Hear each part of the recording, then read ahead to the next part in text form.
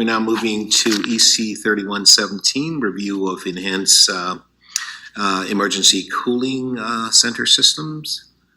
And we have visiting Councillor Ainslie. Councillor Ainslie, you have questions? Thank you, Mr. Chair. I know the committee is very busy, and I'm sure you want to get done. I can forego the questions. I do have a motion that I wanted to move that Councillor Mihevic has agreed to take carriage of for me. I'm more than happy to forego the questions and move the motion.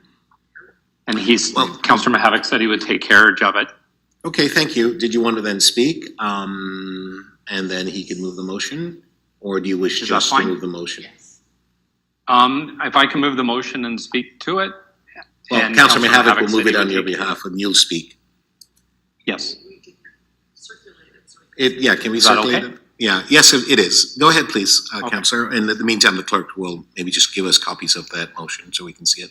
Thanks. Go ahead, please. I'll start your time over. Thank you. Thank you, Mr. Chair, and thank you to members of the committee. First off, I want to thank staff for all of their hard work and dedication in putting this program together. As a city councillor and somebody says, what are your priorities? And I always say, well, one of them is leadership.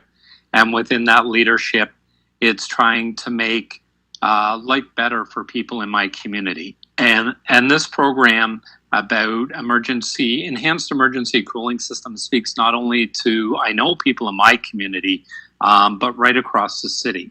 And so what I'm doing, Mr. Chair and members of the committee, is I'm moving a motion that I'm asking staff to consider a number of enhancements. One of those is to consider, in conjunction with the cooling centers that they're looking at, is to also look at dedicated fixed site resourced 24/7 cooling centers in conjunction with the temporary ones that they have now. And I do that, Mr. Chair and members of the committee, also because, and I'll speak to my community, and if you're homeless, and I know this has happened, where one of the suggestions is for homeless people to go to the local community center or a pool or a splash pad. Well, that doesn't always work very well. I've had parents complain to me already that homeless people are showing up at splash pads and they don't feel safe with their children. Asking homeless people to go to local malls. I'll take Eastern Scarborough, for example. There are no malls in Eastern Scarborough anymore. There's Cedarbrae Mall at Lawrence and Markham. In my ward, there's the Scarborough Town Center. But above and beyond that in Eastern Scarborough, there are no malls anymore. There's strip plazas.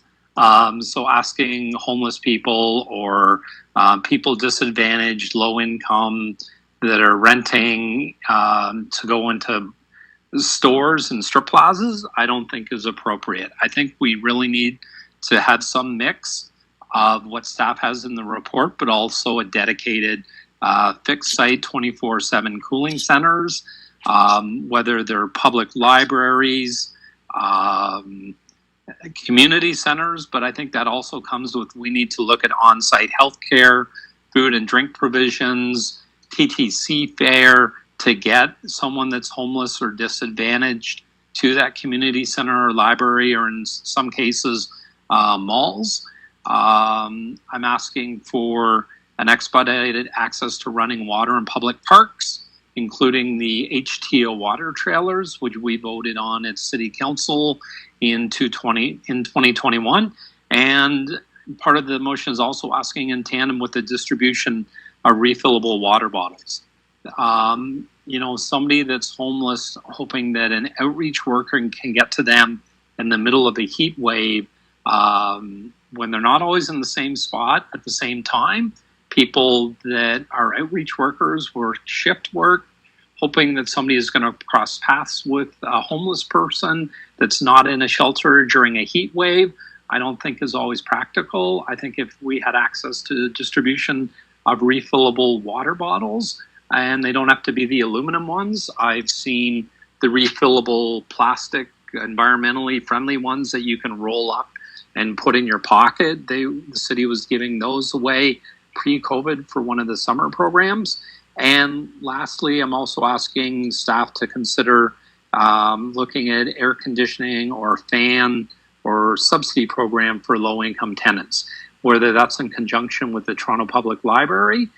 We have 100 branches across the city. I sit on the Toronto Public Library board. We loan out all kinds of things. Museum passes. We have a tool library, a musical instrument library. I'm sure if there was a fan loan program, I'm sure the Toronto Public Library would be more than happy to be involved in that. So what I'm asking for members of the committee is not for staff to, go away and implement these 4 points, but I'm asking them to at least consider them and look at how we can help our most vulnerable in our city. Thank you very much. Thank you very much, Councillor Ainslie. All right, looking at the screen, Councillor Mihevic, you're going to take carriage of this motion, is that correct? Yes, I will. And just to support Councillor Ainslie a little bit, if that's okay. Yes, to it. Ask you to table it and just basically just put it on the screen. Just so the general manager doesn't think that we're going kind of backwards, and appreciating that what he wants, what SSHA wants is a system that is across Toronto, 300 different possible locations. And what Councillor Ainslie asking for is that we consider being the key word, some changes. And you know what, my waterfront ward is very different than Councillor Ainslie's ward. We have lots of public places, and a network of existing libraries and community centers really works in the downtown area. It might not work exactly like that in Scarborough, and so this gives some flexibility to the general manager to consider different options, and obviously would probably want to check in with Councillor Ainslie as to what works in his ward. So the key word is consider. At the end of the day, it's not directing him to do anything, but to consider, which I'm sure he will do with good intention. Fair enough. Thank you very much. I move the motion on his behalf. Yes, thank you very much, Councillor Mihevic. And just looking at the screen, I see no one else wishing to speak. So, members, the motion is fairly clear. It's really giving staff some additional ideas in terms of how to create a better opportunity for system to serve those who need to be served with additional services and so on, as Councillor Ainslie has pointed out in his remarks. I think that we're all in agreement with that, and so with that, I would ask that we support this motion, and all those in favor, opposed, item as amended, all those in favor, opposed, that's carried. Okay, members, let's just... Thank you, everyone. You're welcome.